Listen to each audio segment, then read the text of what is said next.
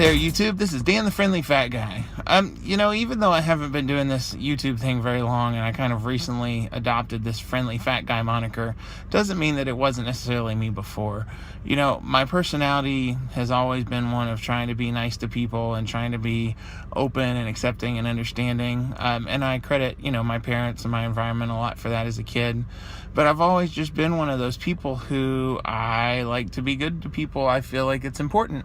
I feel like, it's just as easy to smile at somebody and say hi as it is to look away and walk past.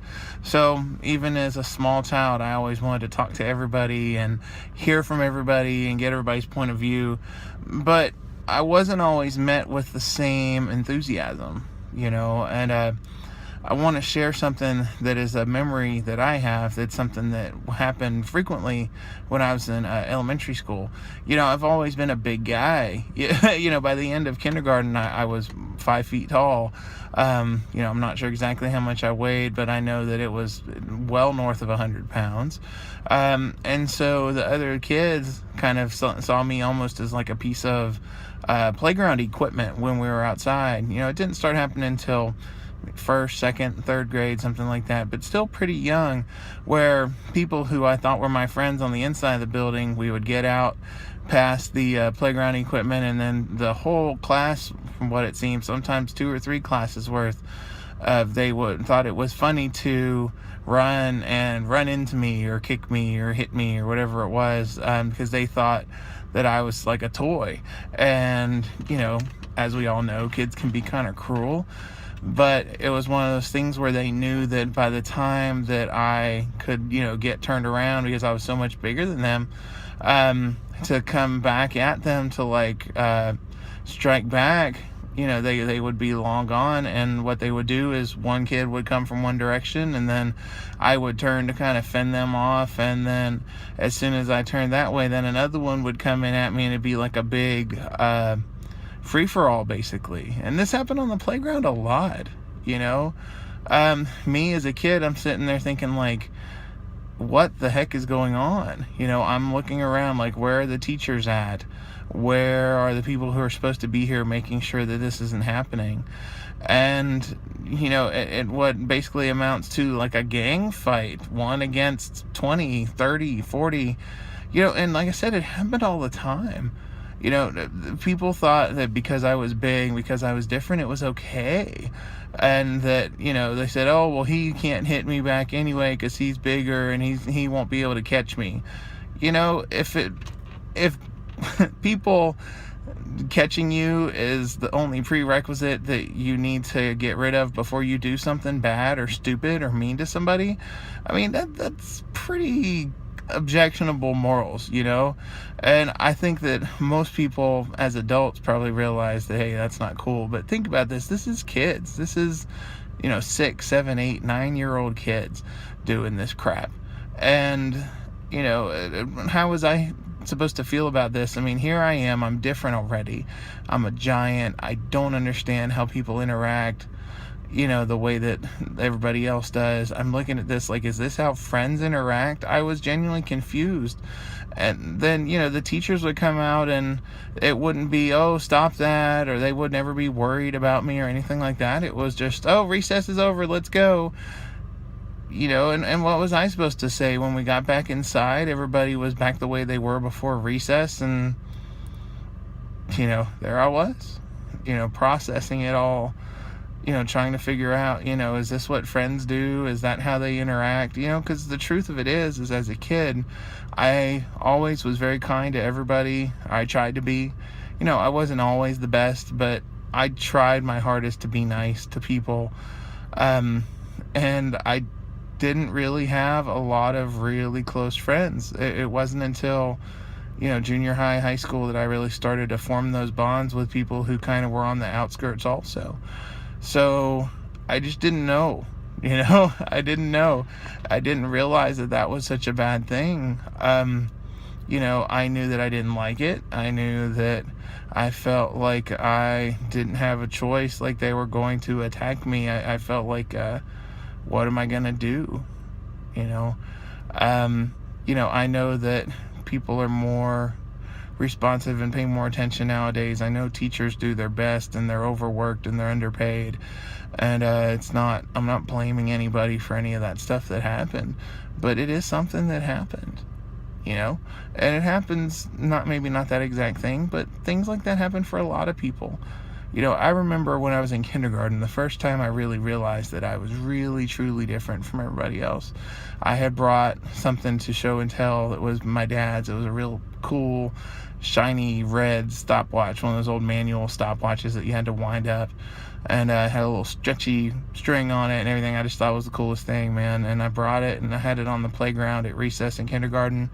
And these two kids who fashioned themselves the dominators of the playground in kindergarten decided that they were going to come and they were going to take it from me. And so my entire recess, like a half hour or whatever it was spent chasing these guys, in a futile effort to get my dad's stopwatch back. There was a big tire type thing that was 3 tires tall that had big electric pole outline, that held everything together, and they climbed up there knowing full well that I couldn't follow them. I was the fat kid. And they just looked down at me, and I would say, hey, it's my dad's stopwatch. And they were like, oh, no, you can't have it. You can't get it back, blah, blah, blah. And in that moment when that happened, I realized how different I was.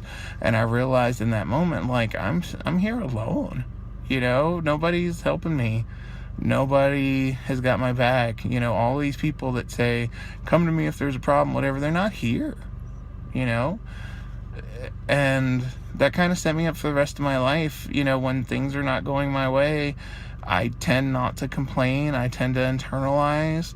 Eventually I will get to the point where I am so fed up that I will either explode or finally say something. But the majority of the time, I'm just going to sit on it. And that's where I learned that. Unfortunately, I learned the lesson from that when you are, needing help, when you're there and you are weak and powerless and innocent and in a situation where you cannot fend for yourself, that there aren't going to be people around you to back you up. And unfortunately, that's a really bad lesson to learn. As an adult, I have seen different things. I have seen people stand up and fight for other people. I have seen people be good people and not let bad things happen. But that, unfortunately, for me, when I was a kid, they did. Those things happened. And I'm not saying that I was abused or anything like that. I wasn't. But those things are still major things, No kid should ever have to go through that. And I know this is kind of hard to hear. It's hard to talk about.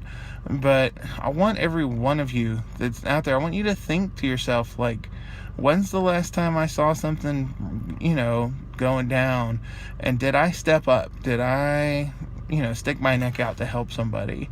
I can honestly say that most of the time in recent years, if I've seen something going down, I've stepped in and I've helped. And I know I have a lot of friends who are teachers, educators, people in schools. I know that, they believe in what they're doing and they step in and help when they can. And like I said, I'm not blaming anybody for my own experiences. It's just, it kind of set up the paradigm for me of, you're alone, you're different, you are by yourself in this world, and you have to figure it out. And, through my channel, I hope that I can counter that message for other people. We've all had things in our lives, times that have told us, you're alone, you're by yourself, nobody's got your back. But that's not true. There are a lot of people, even if you're homeless, have not seen or talked to another soul in years, doesn't mean there aren't people out there that don't care about you, man. There really are. And I've learned that the hard way. Now, granted, I had to find my people. I had to go out looking for them and find, I had to, because I don't pick up on all the cues that other people do, I had to go out and search for them and ask people. But there are people that care about me just like there are about you. And if nobody else, when you watch this, I care about you. I really do. And you may be like, dude, you never met me, but it doesn't matter. You know, there's somebody in this world who cares about you and has got your back.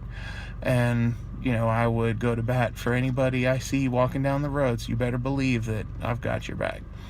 All right, folks, this is Dan, the Friendly Fat Guy, signing off. Have a good one, everybody.